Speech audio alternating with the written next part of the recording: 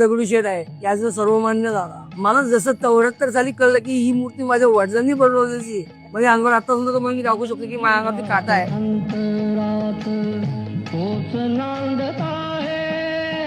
आमच्या वडिलांनी सांगितलं होतं की बा ज्या ग्रहण योगावरती तिरुपती बालाजीची मूर्ती घडली गेली तो मुहूर्त आता सध्या आलेला आहे. आणि जर तुम्हाला होम वगैरे विधी करून जर तुम्हाला केली तर तुम्हाला अजून थोडेफार खर्च येईल, पण ती मूर्ती जगात प्रसिद्ध होईल. नमस्कार. दगडूशेठ मूर्ती आणि इतर 13 गणपतीचे जे मूर्तिकार आहेत ते माझे वडील नागलिंग शंकराप्पा आचार्य शिल्पी पंडित दगडूशेठ हलवाई माधवनाथ महाराज दत्तावतारी.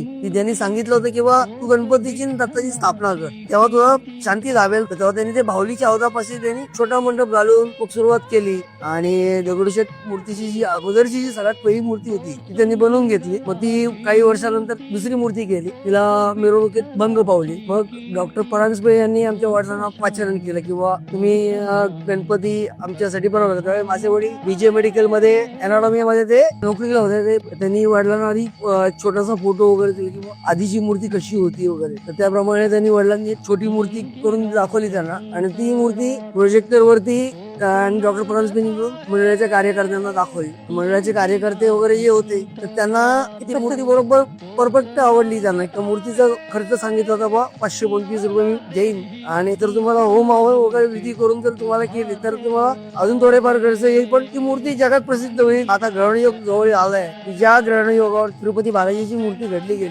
305 वर्षानंतर तो योग येत असतो. आणि त्या योगावर हे सगळं आधी हे पूजा विधी वगैरे होऊन मग तो आमच्या मुहूर्तावर ते स्थापना करायचं असतं. तर ते सगळं बाबांनी म्हणजे आमच्या सासऱ्यांनी त्या काळी करून घेतलं आणि तो विधी पूर्ण केला. आणि ती यंत्र गणपती बनवून त्याच्यामुळे पोटामध्ये ती स्थापन केली. आणि त्यानंतर त्याची प्राणप्रतिष्ठा केली.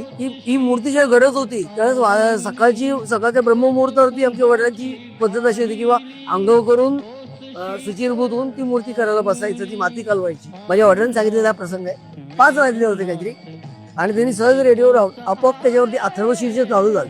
आकाशवाणी चालू होते. सकाळी 6 वाजता वडील आमचे त्यावेळेस भैरोबा नांदेड राहिला होते. अथर्वशीर्ष ऑटोमॅटिक लागल्यानंतर वडिलांनाही वेळा अंगावरती काटा आला की आपण हे चालू करतोय, म्हणजे याच्यामध्ये काहीतरी देवी शक्ती आहे. मी त्यांचा आभार मानतो की ती मंडळाच्या लोकांनी वडिलांची मूर्ती त्यांनी जपून ठेवली. आणि प्रत्येक मूर्तीमध्ये आमच्या वडिलांनी पोटात यंत्र बसवल्याशिवाय ती कुठची मूर्ती केलीच नाही. आणि प्रत्येक मूर्त आणि प्रत्येक हा विशिष्ट मुहूर्तावरतीच त्या मूर्ती घडवल्या गेल्या. त्यामुळे प्रत्येक मूर्ती ही देवाच्या देवत्वामुळे ती प्रत्येक भक्ताला पावते.